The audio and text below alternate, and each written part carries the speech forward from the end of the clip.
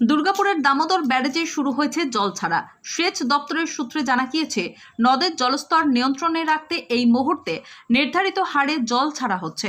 ব্যারেজের দুটি ক্যানেল থেকেও কার্যক্রমে জল ছাড়া হচ্ছে। সেই সঙ্গে একাদশীর দিনে প্রতিমা নিরঞ্জনের ভিড়ও শুরু হয়েছে। ব্যারেজ সংলগ্ন এলাকায় ভিড় উপচে পড়েছে।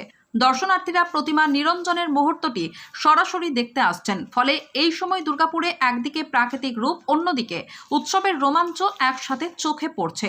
স্থানীয় প্রশাসন জানিয়েছে, জল ছাড়া চলাকালীন রাস্তার নিরাপত্তা বজায় রাখতে বিশেষ পদক্ষেপ নেওয়া হয়েছে। একই সঙ্গে দর্শনার্থীদের সতর্ক থাকার পরামর্শ দেওয়া হয়েছে।